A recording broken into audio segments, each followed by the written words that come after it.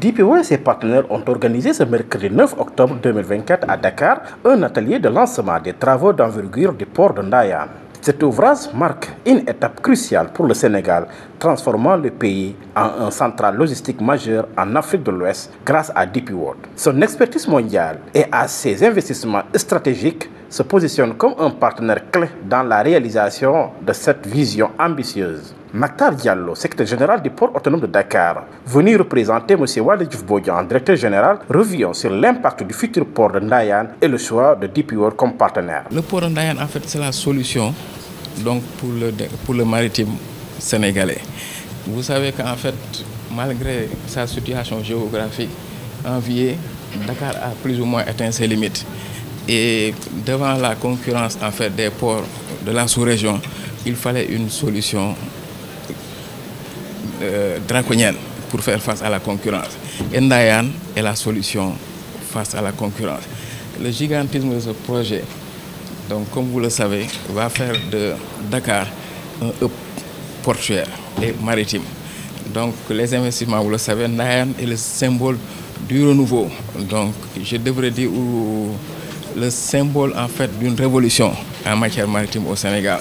Donc Ndayane est la solution et la réponse donc, face aux ambitions donc, des autorités de ce pays de faire du maritime donc, le levier de développement économique du Sénégal. Ndayane aussi est la solution par rapport donc, aux ports concurrents de la sous-région. En fait, DP World est le partenaire naturel donc, du port autonome de Dakar dans ce projet. Ce qui était convenu, c'est que DP World est concessionnaire du terminal à conteneurs au niveau du port de Dakar depuis 2007-2008. Et à un certain moment, une fois l'exploitation aura atteint un certain niveau, je crois que c'est 462 000 EPV, il fallait faire en fait, des investissements complémentaires. Dakar, comme je vous l'ai dit tout de suite, Dakar a atteint ses limites.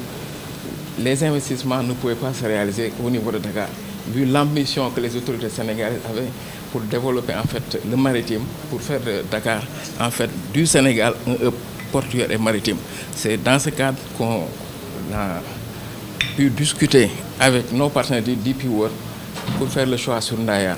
Et comme vous le savez, Ndayane est plus ou moins en fait, un avenant donc, au contrat de concession de 2008, donc, qui est actuellement donc, en cours au niveau du port autonome de Dakar. Présent au Sénégal depuis 2008 à travers la concession du terminal conteneur du port de Dakar, DP World a transformé le paysage portuaire sénégalais en augmentant considérablement la capacité de traitement des marchandises et en modernisant les infrastructures portuaires. Aujourd'hui, avec la construction du port de Ndayane, cet ouvrage contribuera à décongestionner le port actuel de Dakar qui traite quotidiennement 1800 camions dont 400 destinés au marché malien. Le directeur régional de DP World pour l'Afrique de l'Ouest, Alassane Diop, nous parle du coût du projet et la capacité du port. Le projet est le plus gros investissement privé qu'il y a au Sénégal depuis les indépendances.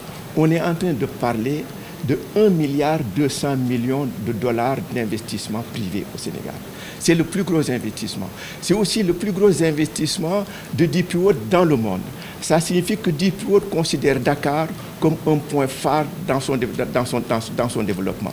Non seulement ça va impacter l'emploi, nous attendons, comme le disait monsieur le représentant du directeur du port, à ce que pendant la phase des travaux, à 1600 travailleurs. La partie de Ndayane, c'est deux choses.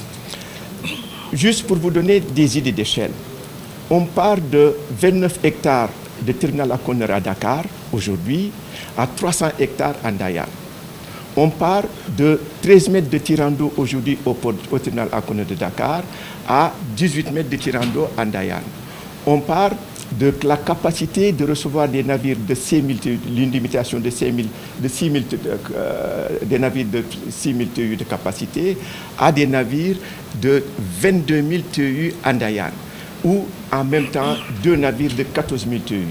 La particularité de Ndayane, c'est de baisser le coût du fret, ne nous permet d'être plus compétitifs. La baisse du coût du fret impacte directement le coût de la marchandise à Dakar et va nécessairement, indubitablement, participer à la réduction des coûts de la vie au Sénégal. La particularité de Ndayane, c'est d'avoir les dernières générations en technologie. les dernières technologies, ça va être un port qui va être non seulement dernière technologie, mais soucieux de la protection de l'environnement, qui est un de nos soucis majeurs. L'émission de CO2 et les changements climatiques sont des éléments déterminants dans le choix des technologies que nous utilisons à Ndaya.